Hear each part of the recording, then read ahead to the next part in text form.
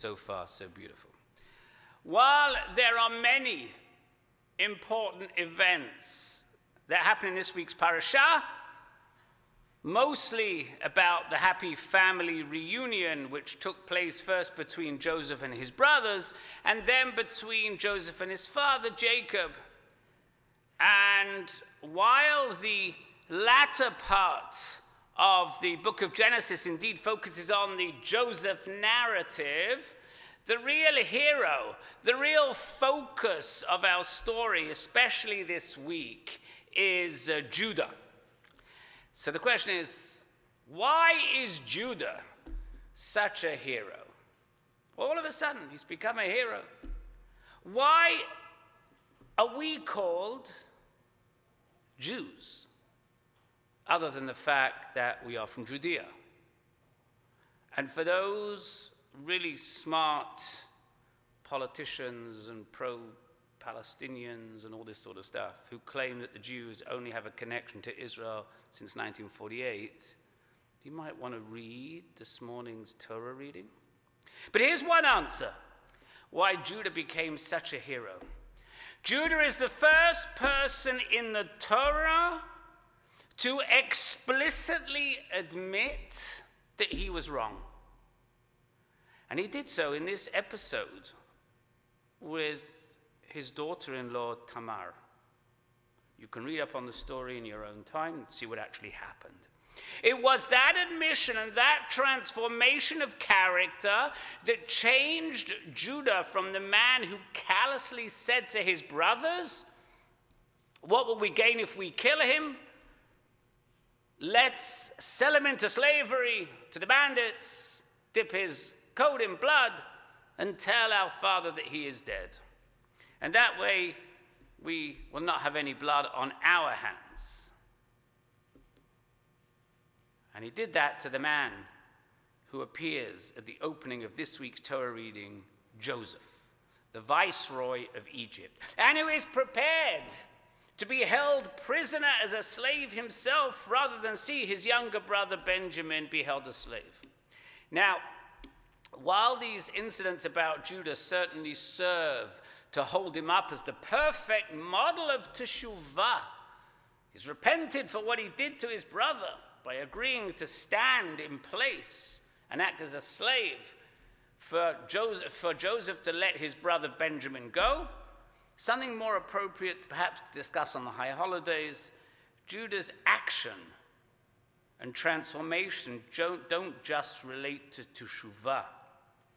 Judah learned from these experiences, instigating and then failing to stop the selling of Joseph to the Ishmaelites and almost sending Tamar to her death.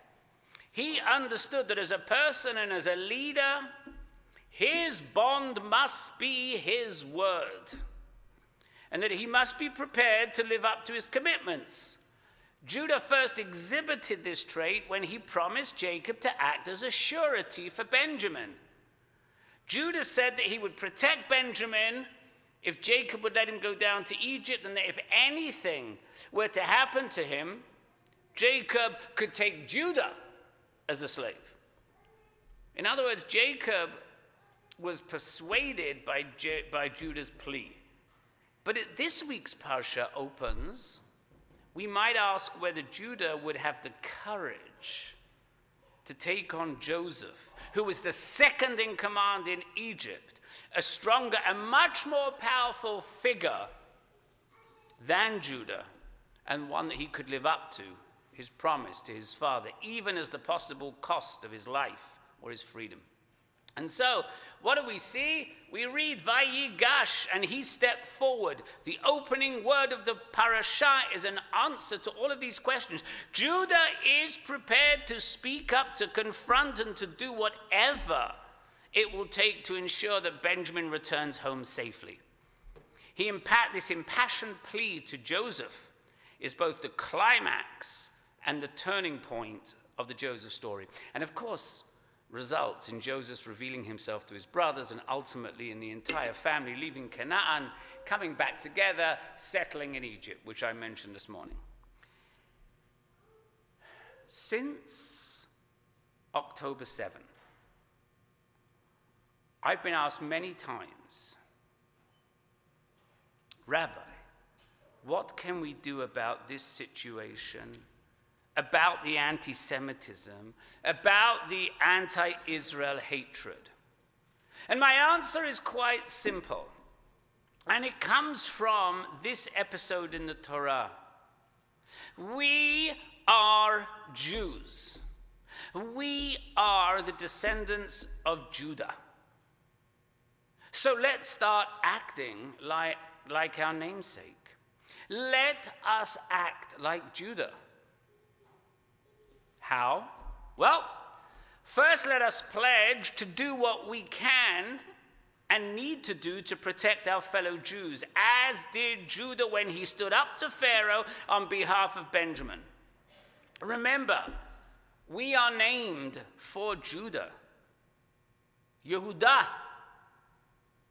Yehudim. Because as Jews we continue to stand up for what is right and for protecting the interests of our family and the Jewish people. And like Judah, we cannot afford to be afraid of authority, but to stand up to them. To Vayigash, to be willing to approach those in power and to fight for the interests of our people. And even more so today, given the rise in global anti-Semitism and anti-Zionism, we must be willing to confront our leaders' indifference, their disquiet, without fear, just like Judah approached Joseph. The second is that we act like Judah also comes from our parsha, although it is not as dramatic as the well-known story. But perhaps it is most important because there's another aspect to Judah's leadership that we also need to emulate today. After Jacob was told that Joseph was still alive and that he had arranged for the entire family to move down to Egypt to survive the famine, Jacob sent Judah ahead first. Why Judah? Of all his children, Judah wasn't by lineage the oldest. So why did he send Judah down?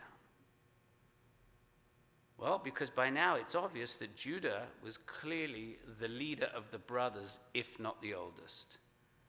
But look at what the Torah tells us. A real good lesson for all of us today.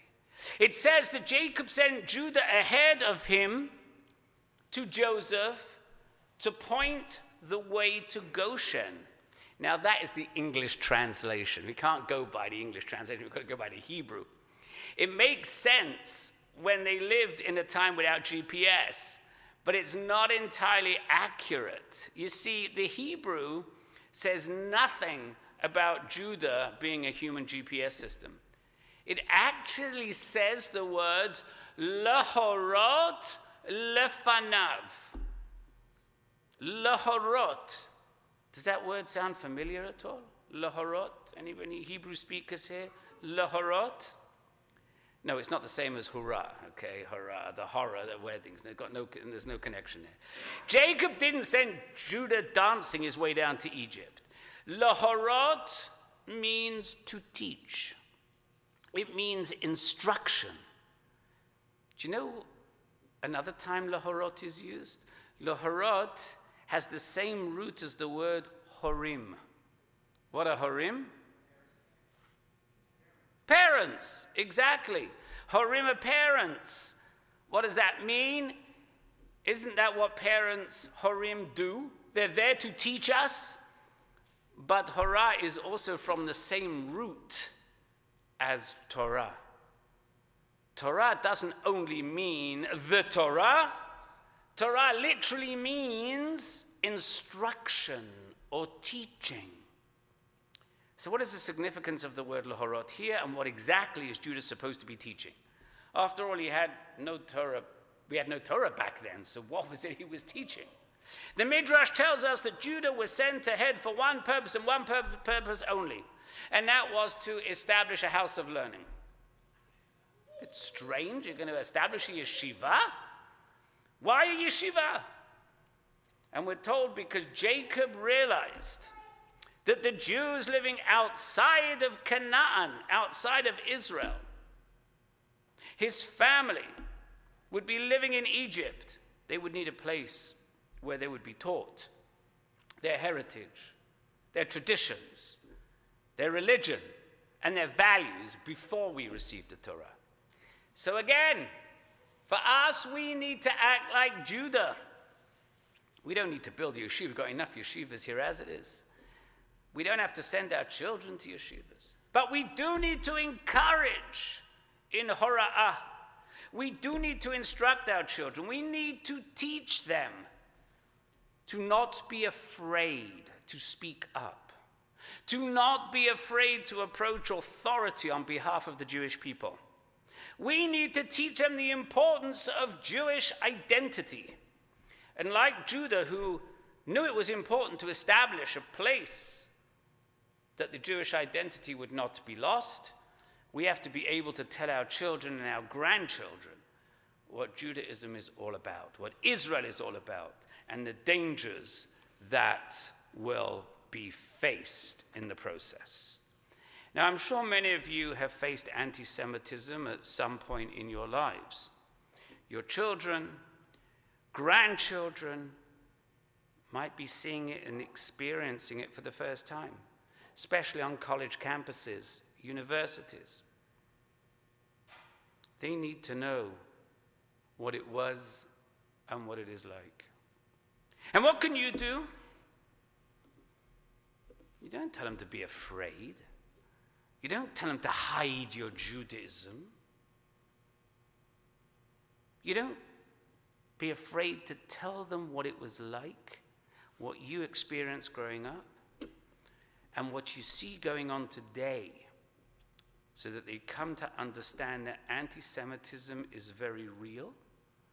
It is your obligation as grandparents, parents, to teach them to engage in hora'ah with them. And it is their obligation to learn about it so that they too can stand up, fight, and be willing. Vayigash. And here's another way that we can emulate Judah. Unlike Joseph, who deflects all praises for all his abilities and his position to life to God's hand in history, including not being in contact with his father for 22 years. We won't sort of get into that. Why didn't he contact his father over 22 years when he was the head of Egypt? The lesson for us is given to us by the words of Rabbi Dov Linzer. To only see God in the world is to live life like Joseph. To never compromise our obligation to act, to actually get up and do something, is to live like Judah, to be an embodiment of Vayigash Elav Yehuda. That's what the opening words of the Torah. Yes, we are Jews. As such, we have an obligation to live up to the ideals and to act like our namesake Judah when the need arises. Today, given the growing threats to our people, is exactly one of those times. So let us learn from Judah. Let us be amenable to changing our lives for the better. Let us promise to look after the well-being of our fellow Jews. Let us be willing to vayigash, to stand up to authority. And most of all, let us instruct our children, grandchildren, and anyone else in our lives as to the threats that we face and to the importance of maintaining our identity as Jews. Living as Jews today, in today's world, requires us to act. So I would like to leave you with these final words from an anonymous author. Two friends are talking, and one says to the other, sometimes I would like to ask God why he allows suffering, anti-Semitism, and injustice when he could do something about it. And the friend says, well, why don't you just ask him? And the first man says, because I'm afraid he would ask me the same question. Vayigash Elav Yehuda.